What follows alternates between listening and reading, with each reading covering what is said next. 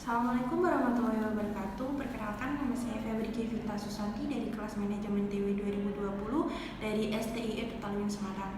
Di sini saya akan mempresentasikan mengenai proposal usaha saya.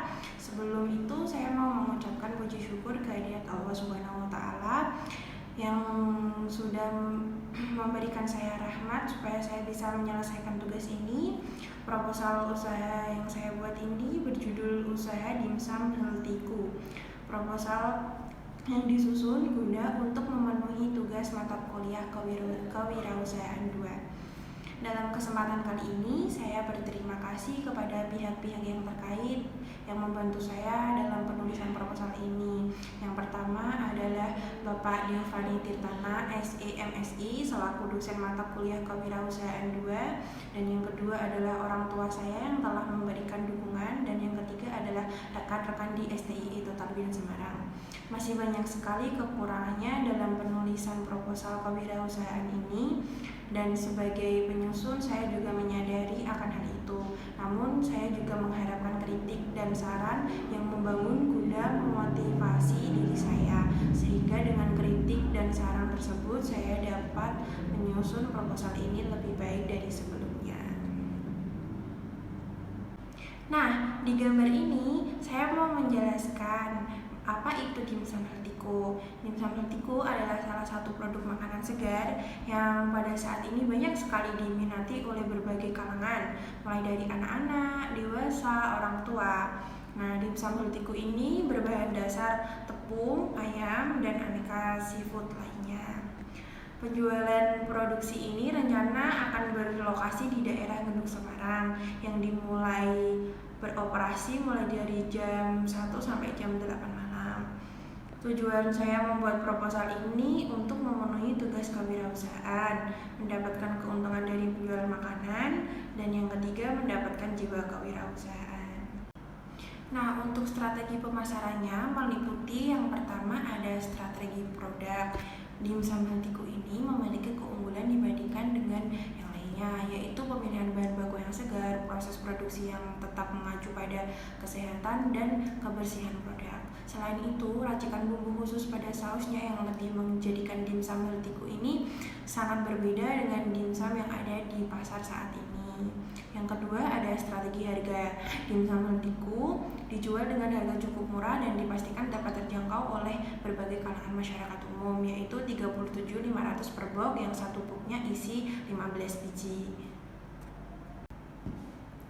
Nah, setelah ini ada strategi promosi. Nah, di strategi ini untuk mempromosikan produk dengan cara melalui jaringan sosial media dan offline, dan juga memanfaatkan relasi dengan cara penyampaian lisan. Selanjutnya target pasar. Target pasar secara umum dari dimsum healthiku ini adalah semua kalangan. Sementara itu target khusus produk ini adalah para mahasiswa dan perkumpulan-perkumpulan atau organisasi. Selanjutnya di sini ada lokasi usaha. Usaha ini dijalankan di rumah ya. Sedangkan untuk pemasaran kami bisa menggunakan media sosial seperti Instagram, Shopee, WhatsApp, dan lain-lain. Nah, untuk kami juga menyediakan layanan pengiriman. Kami menyediakan layanan untuk konsumen dengan layanan pengiriman secara cepat dan terjangkau. Nah, selanjutnya kita masuk ke modal usaha. Tabel di samping ini menunjukkan bahwa modal tersebut belum terkonveksi ke bahan baku satu kali masak. Nah, tabel yang satu ini menunjukkan sudah dikonveksi untuk kebutuhan sekali masak yang dapat menghasilkan 60 biji dimsum. Karena setiap box isinya 15 biji, maka 60 biji dimsum tersebut dapat menghasilkan 4 box dimsum. Dan ini adalah biaya peralatannya. Setelah itu kita masuk ke analisis keuangan. Analisis keuangan meliputi rencana produksi dan biaya tetap yang nantinya bisa dihitung jumlah total modal keuntungan hingga harga jual per satu biji dimsum. Rencana produksi, jadi satu jenis produksinya yaitu dimsum dan jumlah produksinya 60 biji setiap bahan yang digunakan pada saat itu. Kami menggunakan metode markup printing, sebuah metode dengan cara menambahkan beberapa persen dari pembelian bahan baku. Jadi, harga jual sama dengan bahan baku ditambah bahan baku dikali markup. Jadi kalau semisal harga jualnya 82.500 sekian ditambah 8.500 sekian dikali 80%, maka ketemunya 148.500 sekian dalam per box.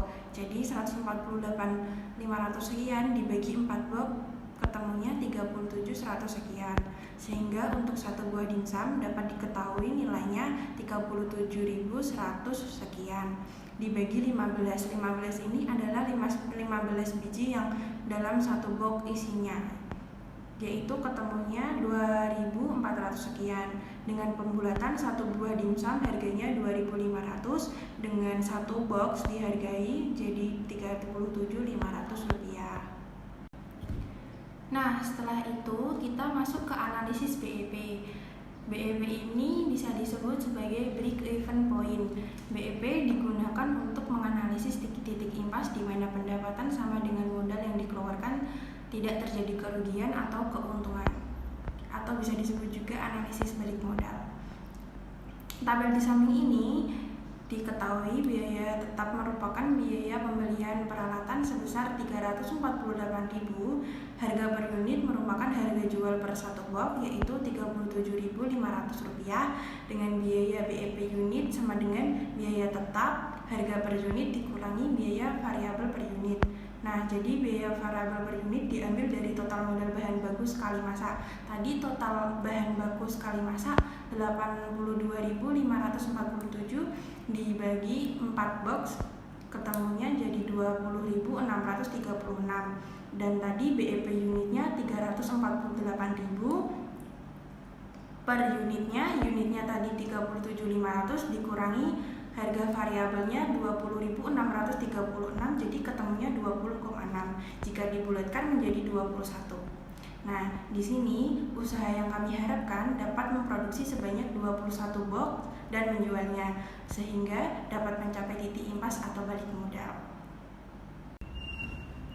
Nah, selanjutnya kita masuk di kesimpulan pada proposal yang sudah saya buat. Jadi kesimpulannya, apapun usaha yang kalian jalankan, asalkan kita serius dalam menjalankan usaha tersebut, mudah-mudahan rencana tersebut akan berjalan dengan lancar. Yang terpenting dalam menjalankan sebuah usaha adalah kemauan, kegigihan, ketekunan, mau berinovasi, bekerja sama, dan tidak dapat gagal. Maka dari itu kami akan membangun usaha ini agar tetap terus meningkat. Sebelumnya saya ucapkan terima kasih banyak. Jika ada kekurangan atau kesalahan kata, saya mohon maaf. Wassalamualaikum warahmatullahi wabarakatuh.